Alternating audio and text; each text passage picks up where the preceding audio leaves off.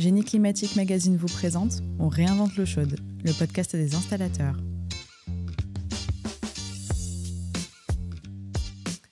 Quand on parle solaire, on pense immédiatement au photovoltaïque. Le solaire thermique, pourtant, n'a pas disparu. Cette technologie éprouvée de chaleur renouvelable pourrait même retrouver des couleurs à la faveur de la prochaine programmation pluriannuelle de l'énergie en cours d'élaboration. Pour parler solaire thermique, donc, je reçois David Marchal, directeur exécutif expertise et programme de l'ADEME. Bonjour. Bonjour.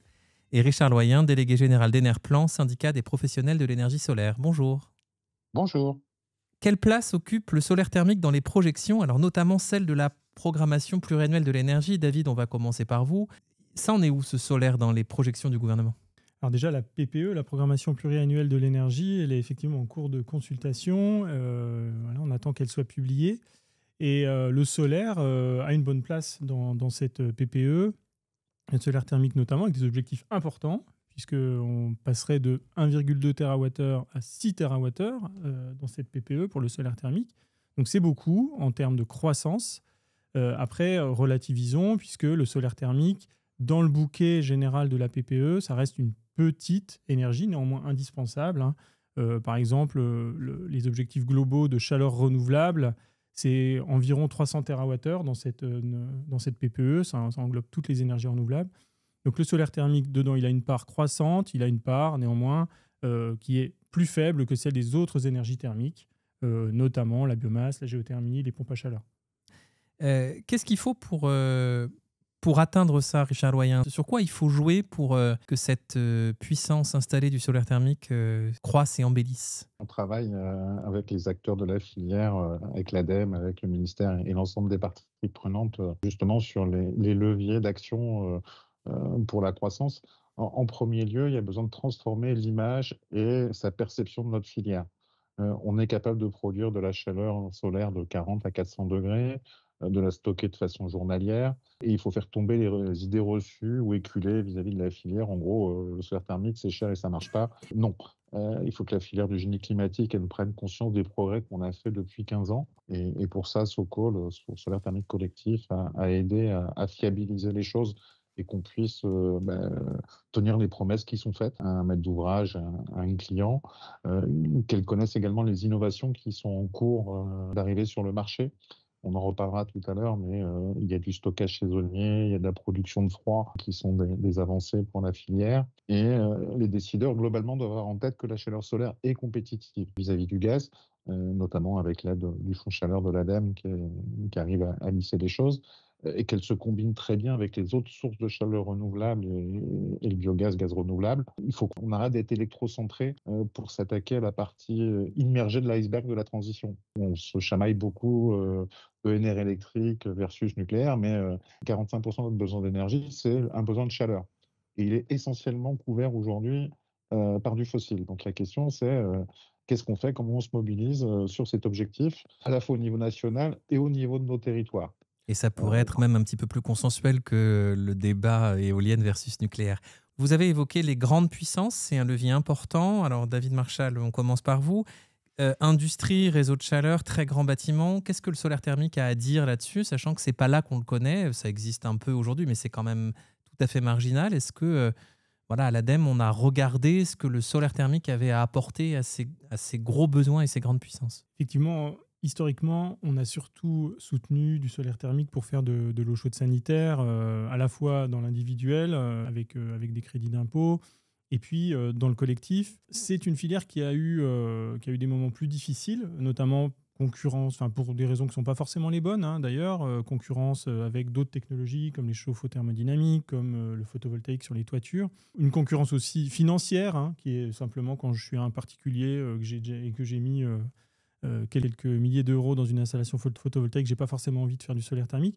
Donc nous, effectivement, on s'est dit qu'il fallait mettre le paquet il y a quelques années sur des grandes installations pour à la fois faire du volume, fiabiliser aussi cette filière qui avait aussi une mauvaise réputation sur quelques mauvaises références. Donc il y a eu un travail aussi pour redynamiser la filière, corriger ses problèmes. Et donc nous, au travers des grandes installations, on s'est dit que ça va permettre de donner du volume, ça va permettre de faire monter en compétence tous les acteurs, de donner une bonne image de la filière, avec des nouveaux publics. Donc, effectivement, le public des industriels, il est tout à fait intéressant. Dans le nord de l'Europe, il y a beaucoup de réalisations aussi sur des réseaux de chaleur. Donc, on a un appel à projet qui s'appelle Grandes installations solaires thermiques, qui existe depuis plusieurs années, qui permet de financer des grandes installations solaires. Alors, ce n'est pas à la hauteur des objectifs de la PPE pour l'instant, puisque les objectifs de la PPE sur ce segment de marché, c'est plus d'1 million de mètres carrés par an. Aujourd'hui, nous, on aide quelques dizaines de milliers de mètres carrés par an. Donc, il y a un facteur 20, 50 à passer. Mais c'est néanmoins sur ce segment qu'on assiste à une professionnalisation de la filière qui est très intéressante. Richard Loyen, vous avez le même sentiment. Une partie de l'avenir, c'est peut-être ça ne veut pas dire d'abandonner les toitures du tout, mais de moins regarder la maison individuelle avec son petit capteur solaire et de penser aussi réseau de chaleur, industrie, voilà, grand segment. Le grand segment, c'est à peu près la moitié de l'objectif visé à 2035.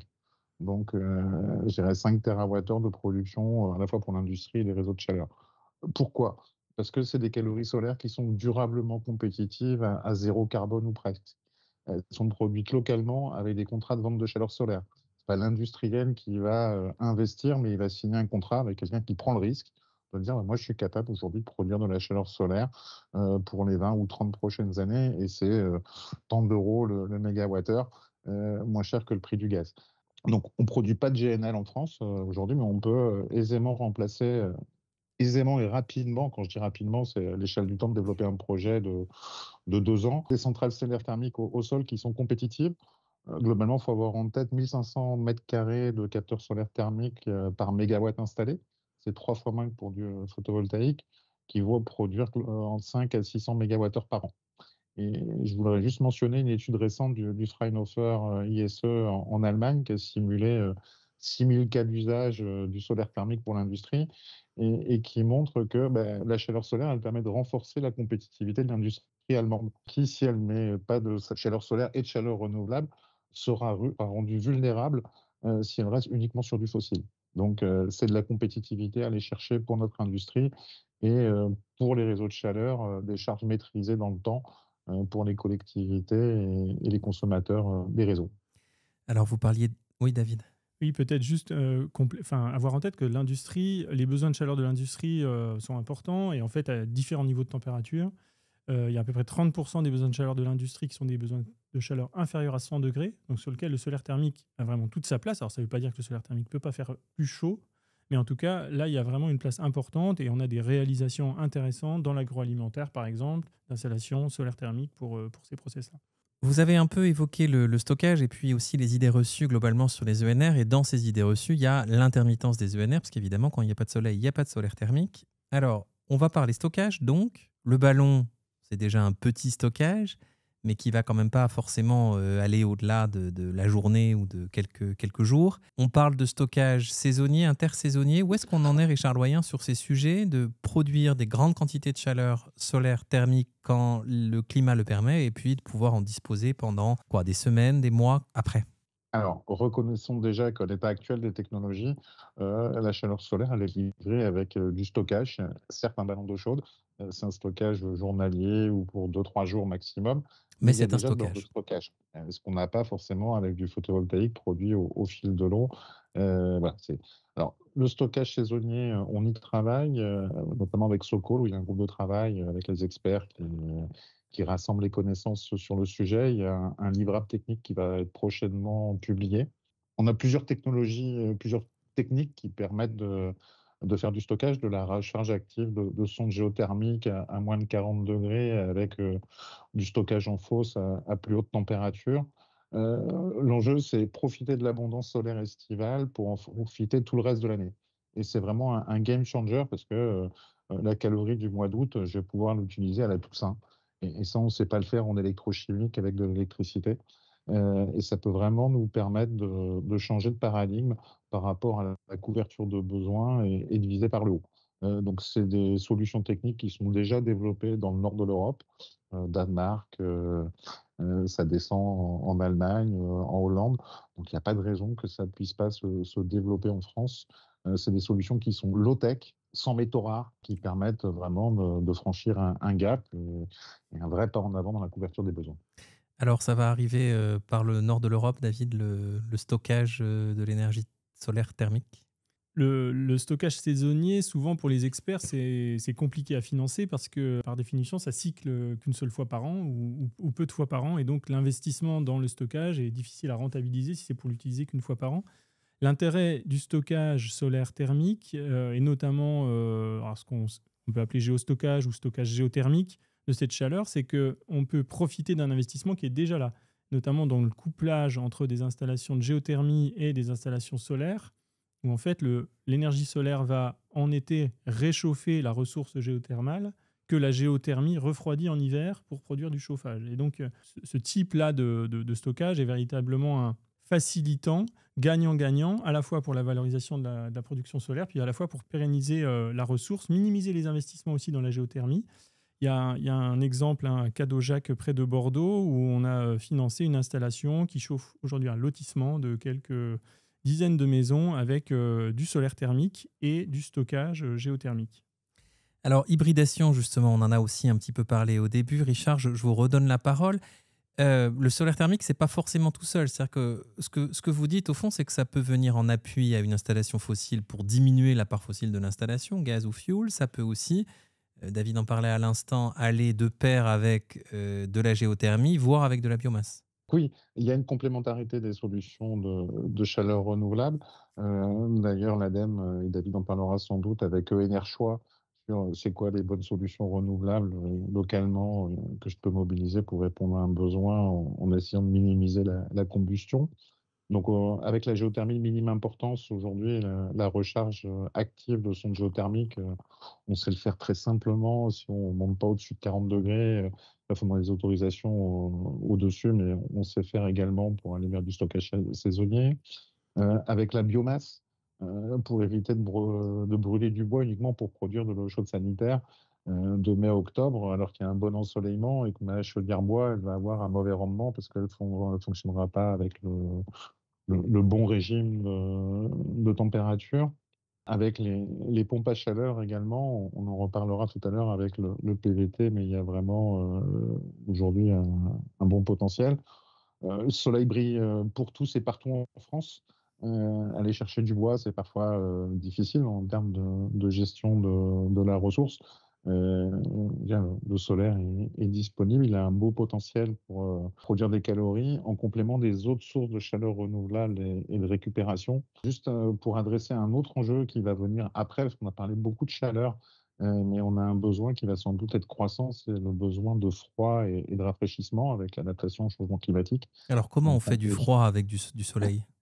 eh ben, il y a des machines à absorption qui sont développées. Il y a un de nos membres qui est basé au Aubagne, Jordan Weir, qui travaille à la détropicalisation, donc une machine de froid solaire qui a été développée à La Réunion pour qu'elle fonctionne également au niveau de la métropole, avec un enjeu important.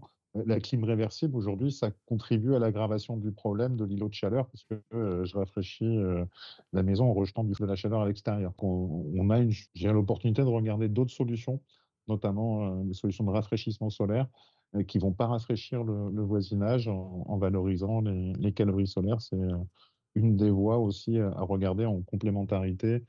Certes, la chaleur est un sujet, mais le froid va devenir, et le rafraîchissement va devenir un enjeu important ces prochaines années. Alors David Marchal, côté ADEME, solaire plus géothermie, froid solaire, tout ça, c'est des pistes qui vont s'ouvrir pour développer cette chaleur renouvelable, mais on est même au-delà de la chaleur. Alors oui, on travaille vraiment beaucoup sur l'hybridation des ressources d'énergie renouvelable et de chaleur renouvelable. Alors à la fois au niveau des territoires, à la fois au niveau d'un réseau en particulier. Sur un réseau de chaleur, ce qu'il faut avoir en tête, c'est qu'on est très rarement mono-énergie et que quand on a aujourd'hui des chaufferies bois ou de la géothermie qui se développent sur un projet de réseau de chaleur, il y a toujours des appoints, il y a toujours un mix énergétique.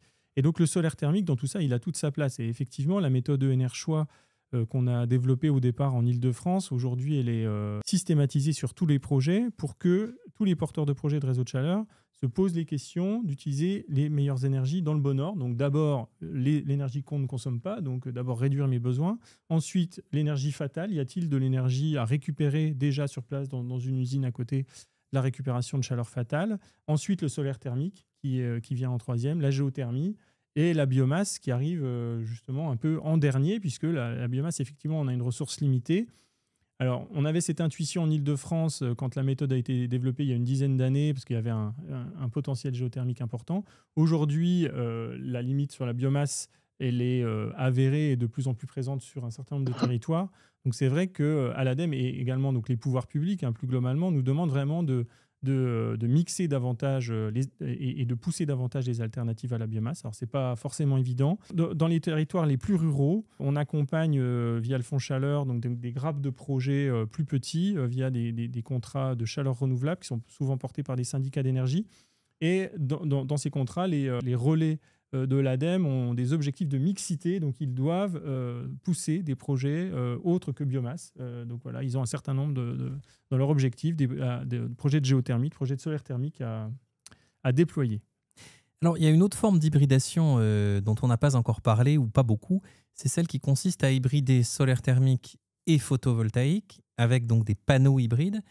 Ça, c'est aussi une chose. Alors, il y a un industriel français très connu, Richard Loyen, c'est une chose qui est amenée à se développer, ce solaire hybride. Il a l'air assez prometteur, notamment en liaison avec des packs OO et avec des capex, des investissements très importants, mais des coûts de fonctionnement très réduits ensuite. C'est une chose à laquelle vos adhérents croient beaucoup? Oui, et c'est une chose qui est en train de se développer au niveau pan-européen. On a des leaders du solaire thermique, un leader autrichien qui a présenté à ISH un nouveau capteur hybride PVT couplé à une pompe à chaleur. On avait chez nous Dualsun et Heliopac qui développait aussi d'autres types de solutions. Donc le photovoltaïque et le thermique, ça peut sembler concurrent. Le PVT, le photovoltaïque thermique, avec production d'électricité en face avant et valorisation de chaleur solaire fatale en face arrière, permet de bien se combiner avec une pompe à chaleur. Et en gros, on a la performance d'une pompe à chaleur géothermique sans avoir besoin de forage. Ou si on a déjà un forage, ça permet de recharger les pompes géothermiques et diminuer le nombre de forages qui seront nécessaires à l'opération. Donc c'est une bonne solution aujourd'hui quand bon nombre de bailleurs se demandent comment est-ce que je vais pouvoir, ou d'établissements de santé, hein, comment je peux solariser mes bâtiments et mettre un maximum de photovoltaïque. C'est réfléchir en fonction du besoin. Et si j'ai besoin de chaleur, c'est quoi les bonnes solutions? Et ça peut passer par du déploiement de capteurs hybrides. Enfin, sur l'hybridation, je voudrais également avoir un mot sur le stockage saisonnier dont on parlait un peu avant. Il y a des réflexions aujourd'hui sur l'hybridation des solutions avec l'intégration de chaudières électriques qui pourraient être installées pour apporter un bonus de chaleur gratuite quand les prix d'électricité sont nuls, voire négatifs sur le marché. Donc, ce n'est pas fait pour fonctionner toute l'année. Mais opportunément, à chaque fois qu'il y aura des prix négatifs, on est payé pour rentrer des calories dans le stockage. Et puis, à chaque fois que c'est nul, c'est gratuit de rajouter des calories solaires. Voilà, cette combinaison, cette hybridation entre le marché électrique et le stockage saisonnier, c'est aussi une autre voie qui va être exploitée par les professionnels. Oui, effectivement, alors l'hybridation, nous, on adore et on soutient ces innovations depuis longtemps. Il y a une question de business model, une question de surcoût, et c'est en faisant des volumes qu'on va aussi abaisser un peu ces coûts, bien Alors, entendu. c'est un surcoût, on est d'accord, d'investissement, parce qu'après, Ouais, tout à dans fait. ces modèles-là, il y a des factures. On a vu passer quelques chantiers, et surtout dans Génie Climatique Magazine, où on voit des opérations avec des coûts de fonctionnement annuels ensuite de l'ordre de 60 € pour une maison individuelle. Donc on est effectivement sur un investissement qu'il faut lisser, mais ensuite une sécurisation totale des coûts de l'installation, quoi. Exactement, c'est bien souvent le problème des énergies renouvelables, hein. C'est des capex qui sont plus élevés que pour les énergies fossiles. Quand je dis que c'est une barrière, c'est que ça reste une barrière pour beaucoup de foyers ou d'ailleurs également d'acteurs économiques qui ont du mal à se projeter en coût complet ou qui ont besoin de solutions de tiers investissement pour y aller. Donc voilà, tous les ingrédients ne sont pas encore là.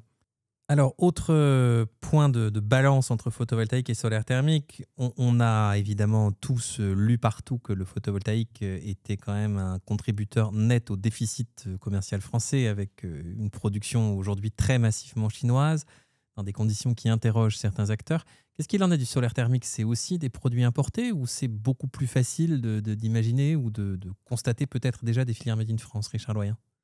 Alors, avant de parler de solaire thermique, simplement pour rappeler qu'en France, on a des projets de giga-usines photovoltaïques et qu'on pourra peut-être, on l'espère, être exportateur net et produire largement plus que notre marché national d'ici peu d'années. Côté solaire thermique, on a en France et globalement comme en Europe une industrie qui est exportatrice nette. On fabrique plus de panneaux solaires thermiques dans nos usines en France qu'on en installe. Toutefois, on a besoin que notre industrie soit aussi reconnue par les pouvoirs publics sur le crédit d'impôt pour les investissements à l'industrie verte.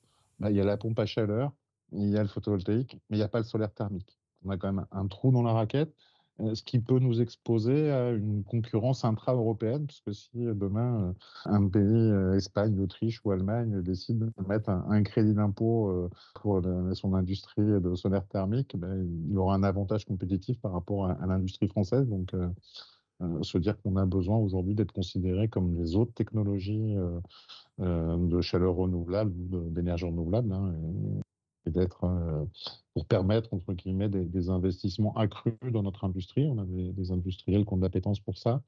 Et par ailleurs, il faut qu'on intègre et qu'on pense intégrer dès aujourd'hui des critères de résilience et de souveraineté européen avec le Net Zero Industry Act, NZAI pour l'acronyme, dans le soutien public au niveau du fonds chaleur, pour que demain, on ait une préférence sur le Made in Europe vis-à-vis de solutions qui pourront être importées. Aujourd'hui, entre guillemets, le marché est peu adressé par la concurrence, entre guillemets, chinoise du solaire thermique parce que le marché est très petit. Mais si demain on grandit fort et vite, on pourra y voir arriver des acteurs qui auront une appétence d'adresser notre marché. Et pour ça, on a besoin d'avoir des critères qui soutiennent notre industrie européenne et française dans le soutien public qui est apporté à notre marché. David Marchal, ça fait partie des sujets de l'ADEME de trouver les ressorts pour pousser une industrie européenne du solaire thermique plutôt qu'une industrie extra-européenne? Bah, bien sûr, on est très attentif à cela. Alors, dans le C3IV, c'est nous qui validons hein, le fait que le C3IV, le crédit d'impôt industrie verte, le fait que les dossiers déposés à la DGFiP correspondent bien aux critères. Alors, effectivement, le solaire thermique n'avait pas été jugé par les pouvoirs publics à l'époque comme faisant partie des filières éligibles. Alors néanmoins, avec les sujets d'hybridation qu'on a évoqués avant, les PAC le sont, les pompes à chaleur, le photovoltaïque l'est aussi. Donc on a une partie des investissements qui sans doute peuvent être éligibles. Après, ce C3IV sans doute évoluera. Hein, donc bien entendu, la filière peut pousser en ce sens. On réalise également des études, une étude annuelle sur les marchés et les emplois de la transition énergétique pour chiffrer un peu tout ça. Et effectivement, le solaire thermique fait partie des filières exportatrices et créatrices d'emplois. Il y a 3000 emplois aujourd'hui dans la filière en France, dont environ 2000 donc, liés aux installations. Et on a effectivement quelques producteurs de renom. Donc ça, c'est très bien. C'est très bien. Après, il faut comme le propose Richard, petit à petit, peut-être qu'on mette des critères dans l'octroi des aides fonds chaleur. Il y a déjà beaucoup de critères dans l'octroi des aides fonds chaleur. Donc on les fait évoluer déjà trop souvent par rapport à ce que nous demandent les filières. Il y a besoin de visibilité, mais néanmoins, effectivement, il faut qu'on réfléchisse à ça pour les années à venir. Alors, j'arrive à mes deux dernières questions. Une pour Richard Loyen. Au-delà du crédit d'impôt sur l'industrie verte que vous venez d'évoquer, qu'est-ce que vous attendez des pouvoirs publics de manière très concrète? 1, 2, 3 mesures qui feront que la filière pourra décoller et contribuer activement aux objectifs de la future PPE? Alors, de la visibilité et du soutien à proportion de l'ambition de PPE. On ne pourra pas passer à 6 TWh si demain le fonds chaleur n'est pas suffisamment doté pour financer des grandes et des moyennes installations solaires thermiques. Donc, il faut l'avoir en tête quand même au niveau de Bercy et regarder quelles ressources complémentaires on va pouvoir aller chercher sur la fiscalité du fossile, par exemple, pour financer notre transition de la chaleur renouvelable en général et solaire en particulier. Que l'État endosse le plan national d'action pour le solaire thermique, à l'instar de ce qui a été fait pour la géothermie et conformément à ce qui est appelé par le projet de programmation pluriannuelle de l'énergie. Il y a une vingtaine de propositions aujourd'hui qui sont portées par les parties prenantes qui forment un plan, qui soit officiellement endossé par l'État et les actions mises en œuvre, et que cette impulsion nationale se décline aussi dans les territoires et notamment au niveau des régions. C'est là où on déroule l'animation avec les contrats de chaleur renouvelable territoriaux qui sont, entre guillemets, les intermédiaires de l'ADEME pour développer des projets de chaleur renouvelable. Et par ailleurs, on attend également des mesures au niveau de l'urbanisme, Le solaire thermique au sol ne devrait plus être considéré comme artificialisant au titre de la ZAN, de la zéro artificialisation nette. Donc, si je fais un champ solaire photovoltaïque, je n'artificialise pas. Si je fais un champ de même taille en solaire thermique, j'artificialise. On a quand même un problème de cohérence. Et alors, si je fais un champ hybride, je fais quoi du coup? C'est une très bonne question. J'artificialise à moitié, je ne sais pas. Non, mais j'espère qu'on aura une avancée de ce point de vue-là, parce que c'est pas un caillou dans la chaussure, hein, c'est un rocher au milieu de la route. Donc, il faut l'avoir en tête pour le grand solaire thermique. Et par ailleurs, sur les installations domestiques, regardons comment est-ce qu'on peut les faciliter. Est-ce qu'on les exonère et jusqu'à quelle taille de déclaration préalable. On a un souci aujourd'hui de simplification, y compris pour réduire les coûts, parce que le temps que que l'installateur passe à faire de l'administratif, c'est du temps qui est facturé au client final. Donc voilà les enjeux au niveau des attentes des pouvoirs publics, de la visibilité, du soutien à proportion, un plan national endossé. Et puis, je vous ai décrit quelques mesures qui pourraient être apportées au niveau notamment de l'urbanisme. Et puis, que la filière également monte en puissance. On ne peut pas tout attendre de l'État. Il faut aussi qu'on se prenne en main au niveau de la filière du génie climatique pour monter en compétences, conception, installation, exploitation, maintenance. On ne pourra pas croître si on ne monte pas singulièrement en compétences et en volume d'entreprise impliquées. David Marchal, dernière question. Vous êtes à l'ADEME depuis longtemps, vous suivez ces sujets depuis très longtemps. La chaleur renouvelable en général, le solaire thermique en particulier, c'est un changement de regard, c'est un revival en quelque sorte, ça reprend un peu d'importance, alors que peut-être qu'effectivement, comme Richard le disait au début, les sujets d'électricité avaient un peu pris le devant. Oui, je pense qu'on peut dire ça. En France, quand on parle d'énergie, on parle très vite d'électricité. Cette PPE et également tout le travail qu'a pu faire le SGPE, le secrétariat général pour la planification écologique, a bien mis en avant le sujet de la chaleur renouvelable. Alors, on pense qu'on a bien poussé aussi à l'ADEME, et effectivement, le fait qu'il y ait plus de 40% d'énergie consommée en France qui soit de la chaleur, le fait que cette chaleur soit principalement fossile, a amené vraiment le législateur, l'État et le législateur, en tout cas l'État pour l'instant, à mettre en avant la chaleur renouvelable. Comme je le disais, il y a des objectifs de passer de 150 à 300 TWh de chaleur renouvelable dans la PPE, avec ces termes-là qui sont bien mis en avant. Après, bien entendu, les économies d'énergie, la décarbonation de l'électricité, l'électricité décarbonée au sens large. Donc ça, c'est vraiment très bien. Et effectivement, on a initié avec la filière un plan d'action solaire thermique qui propose des mesures. Et aujourd'hui, effectivement, on le pousse auprès de l'État pour qu'il soit endossé, validé, au même titre que d'autres plans d'action, comme celui sur la géothermie, par exemple. Voilà, donc ça, c'est en cours, et on espère que ça, bien entendu, que ça sera porteur d'espoir pour la filière. Merci beaucoup à tous les deux. Merci à vous. Merci, au revoir.